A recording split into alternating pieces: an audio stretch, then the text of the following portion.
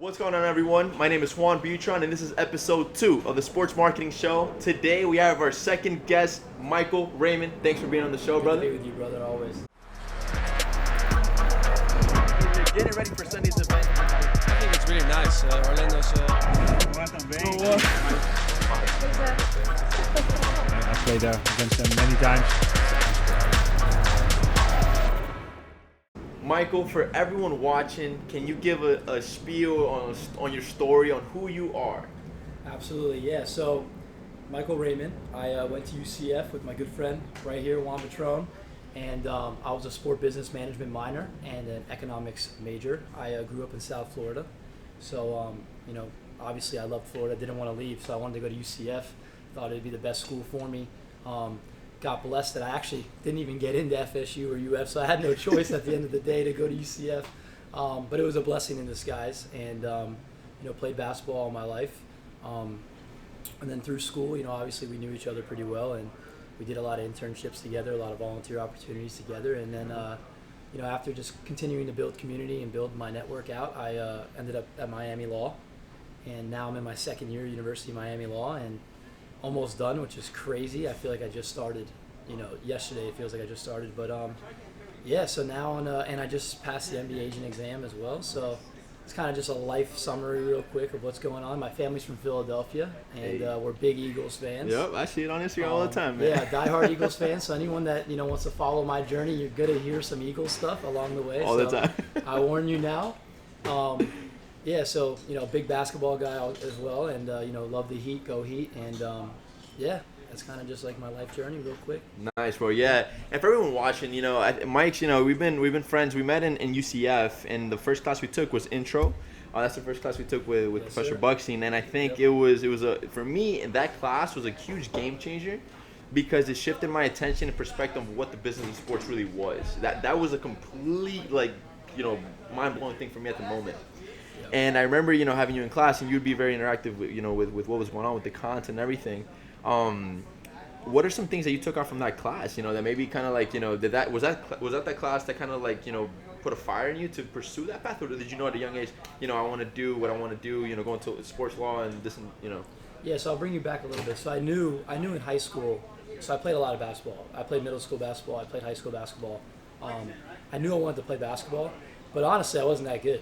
Yeah. Now, for anyone that knows me that's watching this, now I'm 6'6", 230. I could probably play basketball. Yeah, you probably. But I didn't have this height back in the day, so I knew if I didn't play basketball, I wanted to find a way to, somehow combine either my career with basketball, or maybe doing something, in basketball or sports in general. Nice. So in high school, I always thought about the agent stuff and the business manager stuff, but I would watch the movies like everybody else, Jerry Maguire and Rosenhaus. Everyone knows them down in South Florida. So you're right though. Actually, when I hit intro class with Professor Buckstein, I learned really what it was about. Like everyone knows from the movies and from reading articles, and I would always do research and just continue to read about what agents were doing and how to break in, and I literally spent hours doing due diligence on that stuff. Still do it to this day. Yeah. And then once I hit intro, Buckstein, I remember he showed us that video with Eugene Lee, the NFL agent. Yeah, remember? Bro, yes. Remember that video? Yeah. And that video lit a fire in me, dude. Yeah. I swear, I remember literally that day. I was like, wow. I was like, if this guy's an NFL agent, I think I could be one too. And obviously, I'm on the basketball side, but I saw what he was doing, and I was like, you know what? I feel like I could do some things better. I was young, obviously, still learning every single day now. Yeah. But yeah, so then we obviously learned, we learned the intricacies of like operations and marketing and sales and ticket sales, and we started doing internships and volunteer opportunities, and I started to realize I definitely didn't want to work in sport management, not giving any shots on sport management. I love sport management. Yeah. But if anyone's watching that wants to work in sports, definitely volunteer and intern first, because That's the key. there's so many different opportunities and avenues to go when it comes into that industry, and you don't want to just go in ticket sales because you want to work for the Heat and you just want to go do something random. You got to enjoy it as well. Yeah. You got to enjoy it. 100%. Most people understand the money's not big in the beginning. The money's not big, so you want to enjoy it. You want to have a passion for it, and you want to be able to grow within it. And if you just go work for a team on any type of the part, any type of the team you're not going to be happy at all. So, yeah, so doing that, I realized I definitely didn't want to work in sport management, not do ticket sales. And, then as I continued to network with agents and managers, I just continued to do that through our professors, through our network, through Orlando, through Miami, and, family, friends, players. I realized that was definitely what I wanted to do. Definitely, awesome. I wanted to help athletes on and off the court, and really just use my network, use my resources to better their lives. That's what I knew it from the start. So That's amazing, man. Yeah. That's awesome. I remember this funny story real quick. I remember we went to Phoenix. You ever went to Phoenix? And Great trip, by the way. we were on the plane, and I think you had a Devin Booker jersey. I'm not sure what jersey you had. I did that for Trevor Buck's team. Yeah, right. He's just so you guys know, he's our professor's twin brother. He's the assistant GM, and we had to rep our Phoenix Suns gear, even though I'm a Heat fan. But it's funny because I remember when I was behind you. I was filming the trip out there. I was starting to learn like the videography kind of thing, and I was like documenting. And I remember I was behind you, and I was just filming, and you were in front of me. And to me, you're 6'6", you had the jersey on, and you look like a player, bro. And you're walking by, and and since I was filming you, people thought like I was like your personal like videographer. People were like, "Oh my God!" It's like, who is that play? Who's this play? And I was like, guys, you guys keep it down. He's got to stay focused. And your headphones. I remember we did some jokes too when we were walking around. We were pretending that. What's pretty funny, just to give you guys a little story, is yesterday I was at lunch with our professor, and he was wearing Suns gear. Nice. And I had some Magic stuff on, and it looked like we were like a coach or a player together. That's what you get, guys, when you get 6'7", 6'6". People confuse real You're easily. gonna think that, man. So we were at lunch, and everyone was looking at us too. And Buxley actually made a little joke about that. He's like, I'm your agent. He's like, you're not an agent, I'm yours. And he looks like an agent too, so yeah, you guys he could easily be. Hey, he's a That's genius. awesome. He definitely could do it. So For sure. But Mike, so the purpose of the show, the main reason why I wanted to bring you on was because I know that, a lot of people sometimes, the purpose of the idea, the concept of the show was to add value, to give people a broader understanding on like the sport business side, to, little different avenues so people can have an understanding. When I was like 18, 19, I got into the corporate partnership side of Orlando City, and that's when I just started to realize that, there's sometimes, differences between the business and the player operation side. And so I think a lot of people sometimes don't understand or don't really know, or just like the process. And I think with you, it's really interesting because you're on route to become an NBA agent, and if not one of the best NBA agents in the history of agents, because of your genuine and humility and I think your compassion for people. I think it's huge, brother. And so I want you to know, and like one of the questions that I had is what is the process for someone to become an NBA agent? Like, I know you mentioned some of your how you got into law school and all that stuff, but what's the process to become a specific NBA agent? Yeah, so I'll break down like the actual the specifics of how you can get the license, and then we can talk about like other things. So one, you do not have to go to law school. You do not need a graduate degree, and this is different with every players association with the league. So the NFL is different. You need a graduate degree. Oh wow. Okay. So MLB, I'm not sure what it is, but I know the NHL and the MLB, and it's all different. Certain sports you don't need anything, and you can just you sign a general representation agreement, and you can represent a client depending on the sport. So like golf is an example as well. But so for basketball, I knew I was going to go to law school first, right? But I technically could have got my NBA agent certification right after UCF if I wanted to. Wow. But in order to do that, one, you have to either have 7 years of negotiation experience, which is very tough to prove. So first of all, a 20-year-old coming out of college is not proving that he has 7 years of negotiation experience. That's more for like the rarities, like a Rich Paul. He didn't even, I don't even think he finished school. And, he obviously he took over LeBron now. People that are working for him maybe for like 10 years could probably pull it off, saying they have a negotiation experience because it's Rich Paul. Yeah. Shout out to him, by the way. Love him. He's like an idol of mine. But so what you have to do is, one, you have to pay a decent amount of money. You have to pay around $2,500 to basically you're paying $2,500, and you have to pay your dues and the test fees, and you have to fly to New York. I didn't have to fly to New York because I took it during COVID. But normally you fly to New York, you have to throw out money for a hotel and for travel. Yeah. So just for the students that want to be agents, definitely have some money ready set aside so you don't have to ask mom and dad. To start saving. Yeah, seriously start saving, because that's something that hit me hard, and I got to pay $2,500 in agent dues by July 1st now, and I just passed the exam.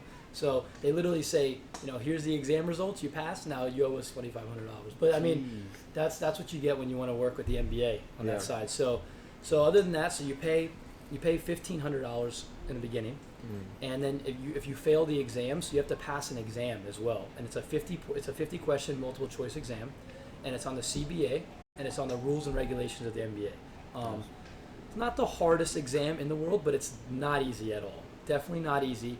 I don't discourage people from taking it because a lot of people discouraged me from taking it, saying that it was so hard, and it's very, very difficult. But if you put in the grind and you study enough, you could definitely do it. And law school is something that actually helped me a lot because I've taken law school exams, which are really tough.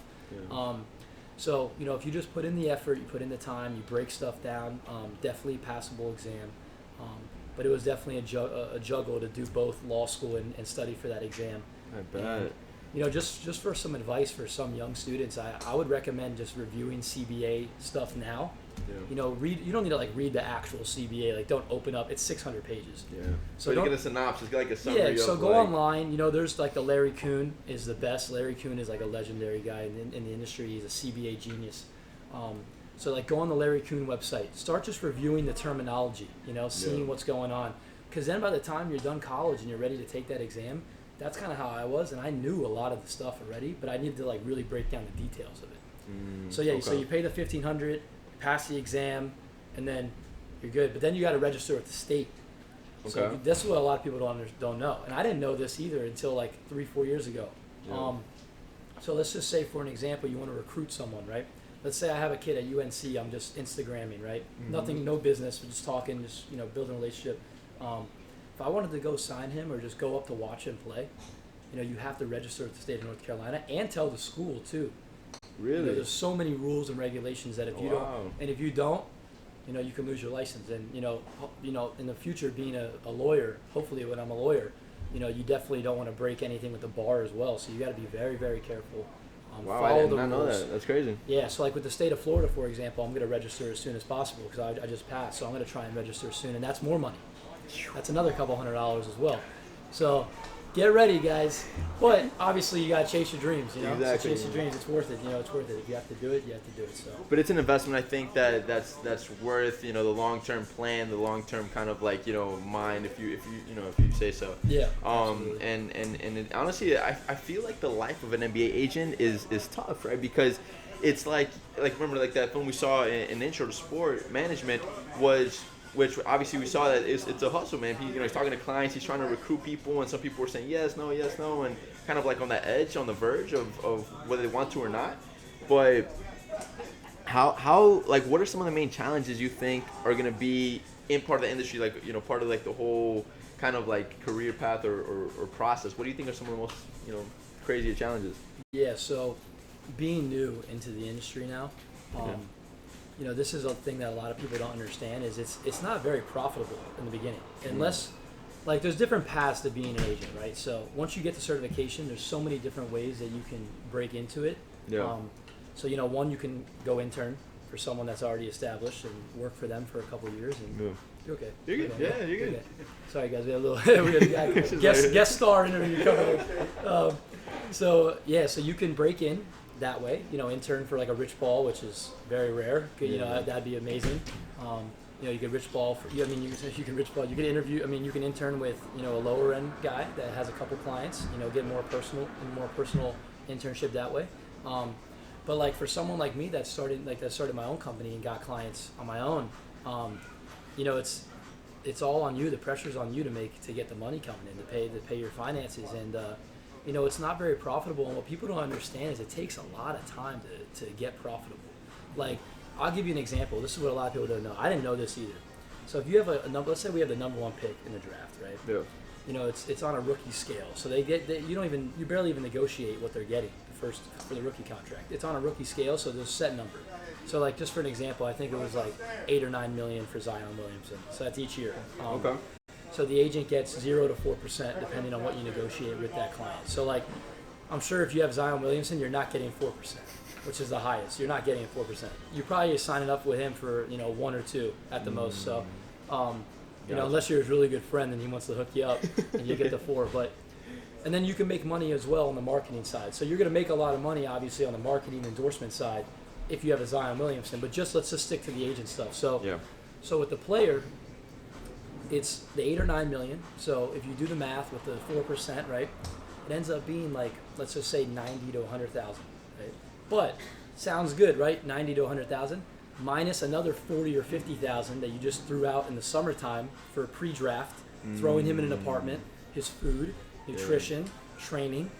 So, and especially with NFL athletes, it's even more. Yeah. NFL athletes, you throw almost $50,000-$60,000 in the off season. So, Wow. yeah. So, an NBA guy is, it's not what people think, but obviously, you stick with him, you keep with him. The second contract, you make some serious money. Yeah. Like just for an example, John Morant, his next deal is going to be like in the hundreds. He might get 150 million plus. Wow. So then that's where the agent really can get some money. That's where it starts to get more profitable and stuff. Yeah. And obviously if you have a first round guy, you have those marketing deals, you have those endorsement deals. There's a lot of other things that you can do off the court. Yeah. To build up your business, build your clientele, continue to do stuff.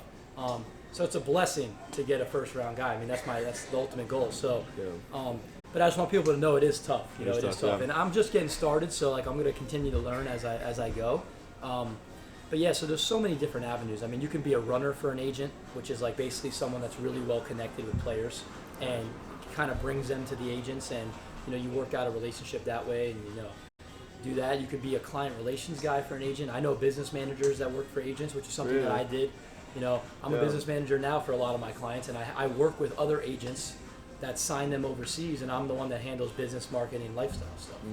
Okay. So there's so many different avenues. And Mike, there's something actually I want to talk to you about real quick. I know this is super fascinating, I think, to me, because while you were in law school, you started up Raymond Representation. Yes. And I think that's been a phenomenal thing, because I feel like, and this is why I think me and you get along so well, is because ever since college, I think I've noticed that, you've always been driven, you've been, ambitious, ready to achieve the next thing, nonstop.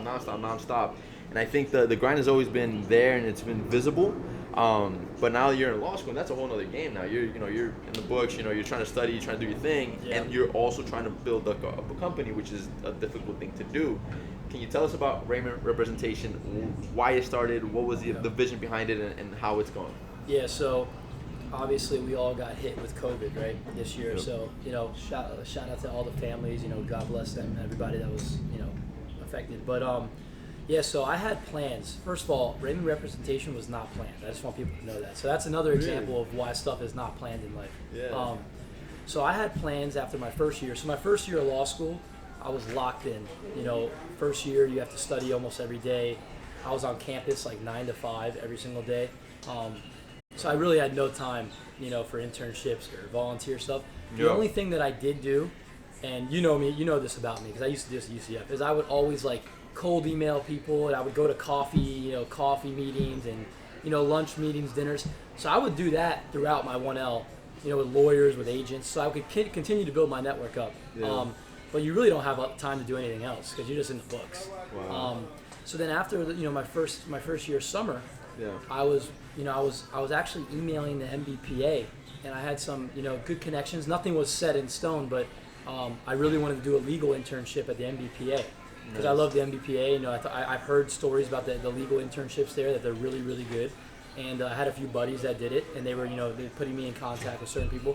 And I emailed a bunch of different sports agencies. I was emailing all of them, Octagon, Wasserman, CA. Really? Just trying to lock down some form of an internship with them at the time. Yeah. So I ended up working for my buddy, actually. Shout out to Adam. Really great guy, mentor of mine, young guy like me, trying to make it in the NBA agent world. He actually had a couple UCF guys, a couple of our buddies from UCF. So, he had Chad Brown, Dazon Ingram, and he has a couple other guys. And he knew that I was really well connected with the UCF guys. So he was like, you know what? I worked for an agent for a couple years. I definitely have some projects that I can give to you. You could come to me with some of the practices, and I'll show you a little bit of the ins and outs. So God bless him, and I got to work with him for awesome, 3 months. Yeah. Incredible, yeah. And he really helped me a lot. We got on the phone almost every single day. We went through different projects, scouting reports, doing some of the little things. And yes, I worked with him, and I worked at a law firm as well, which a lot of people don't know. No one knows. Yeah, I had no idea. I kept that quiet because it wasn't a big deal to me because I'm in law school, but I really don't want to work at a law firm in the future. Yeah. Like I have my mom has a lot of clients because she's a designer and there are a lot of lawyers. Yeah. So, I keep in really good contact with them, and it's not something I would totally kick to the curb. It's something that I would definitely keep in mind if the time came. Yeah. But yeah, so this really good law firm in Miami, Issacoff Ragatz, she's one of my mom's like closest friends. She's almost like an aunt, and she allowed me and my roommate actually to do a legal research and writing internship during the summer. So we were reading cases and writing memos on them, and it was a good experience though. Nice. It was a good experience. So, That's awesome. So we did that, and I did that while working for the agency. It was Morgan Sports, so I was doing that, and I was just combining the both, and yeah. No, Yeah, so no, then you're good. you're okay. You can walk. You can walk. You're good, yeah. No, you're You're fine. good, You're you're fine, good, no you're worries. fine. You're fine. We like Yeah. having star shout outs coming. So Yeah. No, you're fine. Just Very Just gotta wave. you're fine. Yes, I was juggling both of those, and then actually that ended in July. Okay. So in July, this is where it hit me with the Raymond Representation. So I was talking to a few buddies of mine, and I had a couple players that were reaching out to me, and they really just throughout the past couple of years, I was always getting messages from guys like, I don't love my agent, I don't have a great relationship with my agent, or I'm stuck here in Orlando, I don't have a team right now, this and that. I don't know any agents. Can you connect me with agents? I don't have exposure. My Wow. scouting reports are terrible. I don't have videos on myself. Little things. So I was like, first of all, I know a ton of agents. I know a ton of people that work for teams. Yeah. And I didn't, I continued to build that. I'm still building that. And, I was like, I'm good with marketing. I can build scouting reports. I can use guys like you to help me and join with me and, build cool videos and, get them exposure. Yeah. And I was like, you know what? I'm going to start doing that. So I didn't even start Raymond Representation yet. I was just doing that on the side. Oh, wow. Helping. So like Aubrey Dawkins was someone I was helping with do that. And then, there was other players like Justin Gray and all these guys. And eventually I was like, you know what? I'm going to start my own company now. I was like, why wait until I graduate? There's no need. I was like, build the brand now, start marketing now, build up my name now. Yeah. And by the time I'm done law school, I can, pass the MBA agent exam and then really just have clients already, have a brand, and then just work on trying to get, a bigger name guy like an MBA guy. But in the meantime, I can help a lot of athletes. I can provide value. And that was the number one thing. Was one, they wanted someone genuine. They wanted someone trustworthy, real, that you can have a real conversation with. Like how me and you, we always had real conversations. Yeah. And that's the number one thing by far. So my number one thing of advice is it's relationships. It's all relationships, for sure. Trust me, a lot of agents can negotiate an overseas deal or a FIBA deal. They want someone that's real and trustworthy with them that they really can build a relationship with for a long time. So I started doing that.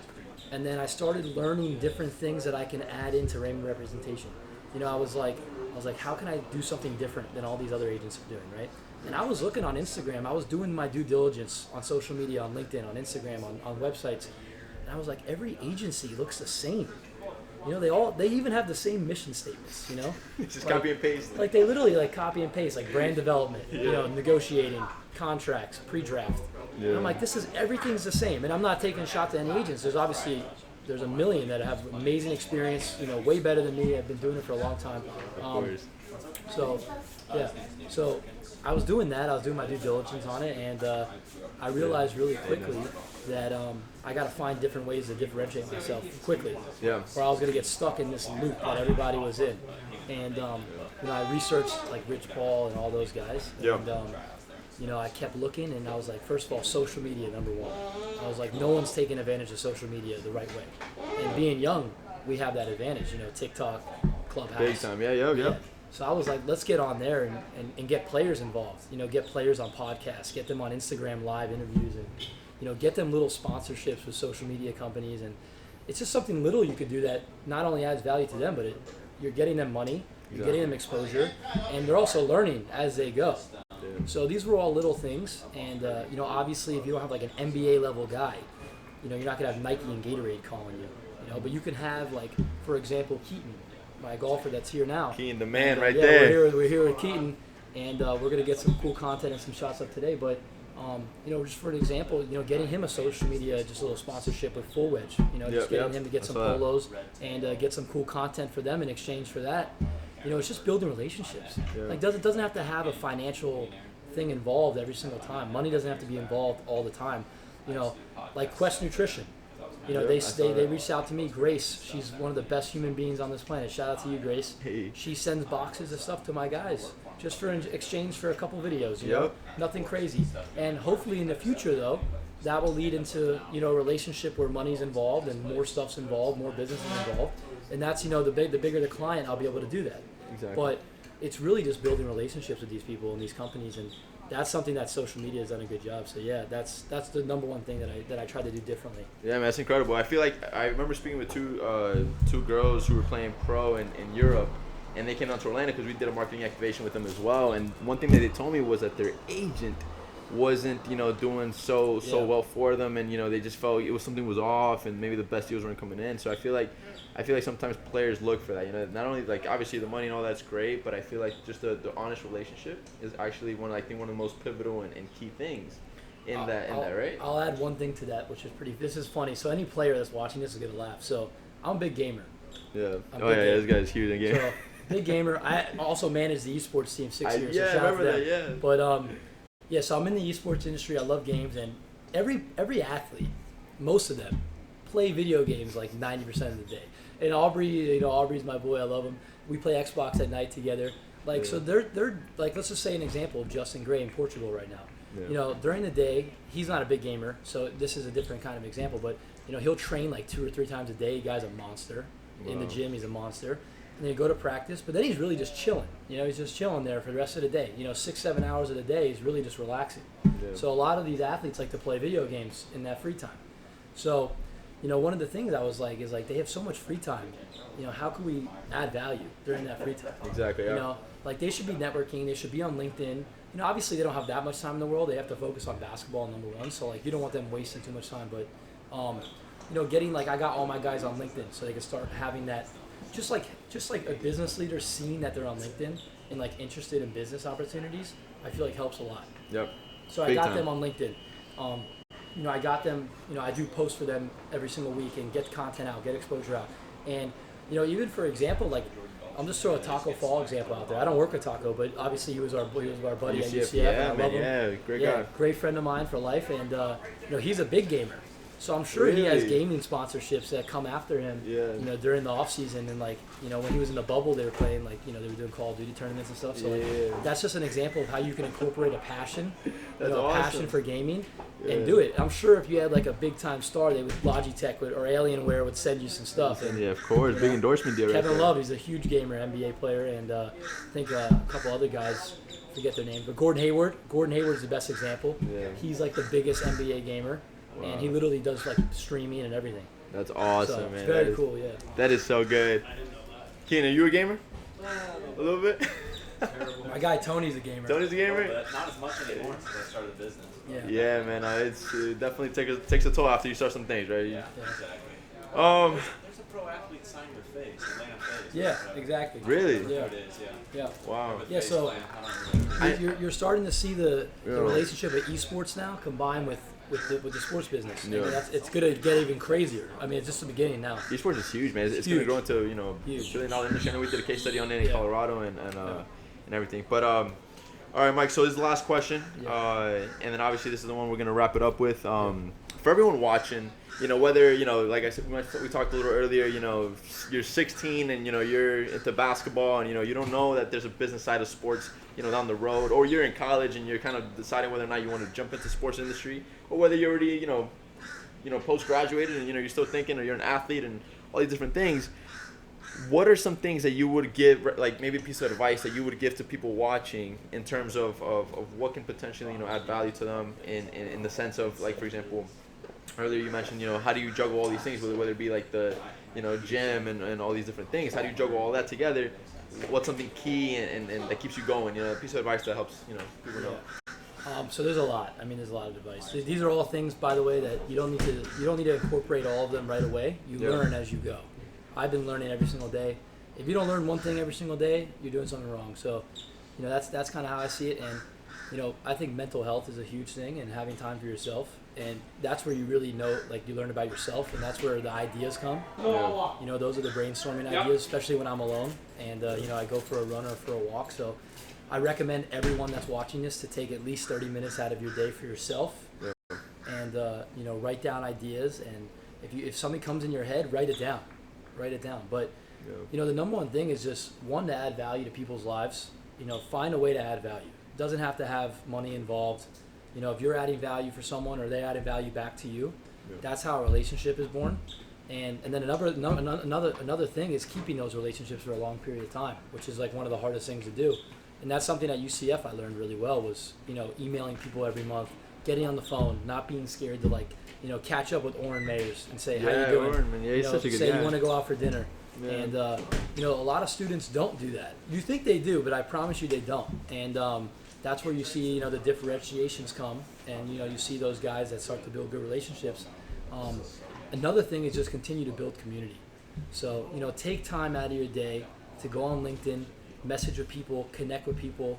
And I'm telling you, yeah, you might get 20 connections that nothing comes out of it, but you will get 1 or 2 that something comes out of it. I've been on Clubhouse and literally just screenshot the people that are speaking.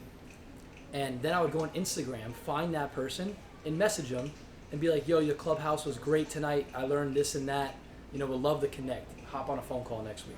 Wow, that's and awesome. That's what people won't do, though. That's the extra mile, Yeah. And I do that on all the social media platforms. It's incredible, man. So- Being proactive and taking initiative. Yeah, so absolutely. awesome. And then, like I said, I think the mental health thing is the biggest. So, my 3 things are always like add value, build community, and then just focus on yourself. And, obviously always have time for like your friends and your family. But, know when you need to, step away and just focus on yourself for a little bit. COVID was a time where I feel like a lot of people learned about themselves, right? Yeah. We were stuck in our rooms for 8 months, 9 months. Your family. With your family, yes. and you learn a lot. So, that's where I started getting outside, going for walks, going for runs, going to the gym. And I don't go to the gym to look pretty. I go to the gym because it sets my mind up for the day. Yeah. I go to the gym to get my anger out, to get my emotions out, and obviously to be healthy as well. I don't care about, obviously I don't want to get, bulky, but, to stay healthy, and that's the number one thing. Health and family are everything. Awesome, so, bro. That's the best way for me to wrap it up is health and family will always be number one, and everything else comes on the side, really. Love it, man. Love it. Michael, thank you so much for being on the show. I appreciate you taking the time to do this. Thank you, sir. I hope everyone enjoys. Where can people find you, connect with you? Instagram, LinkedIn, or where can they connect I'm everywhere, man. I'm everywhere. So Instagram, Raymond_Representation. Twitter, Raymond_Rep. Nice. Clubhouse, Twitter. My website's RaymondRep.com. You can call my boy Juan, Pete, and Tony. Sync yeah. Golf. You can call anybody, you find me somehow. So Let's do it. yeah, I'm man. everywhere. But yeah, if anyone ever wants to reach out, the one thing that I always like to do is talk to students and just motivate, because I am a student every day, and I just was a student. And I know a lot of people don't have those people to kind of help them, inspire them a little bit. So anybody that wants to reach out to me, feel free. I'm ready to go. So Yes, sir. Yep. Yes, sir. Well, thank you everyone for watching. Appreciate you guys for taking the time to watch this. Stay tuned for more. And Mike, appreciate you coming out here, man. Always Thank you. appreciate it. Appreciate it. Thank you. Peace.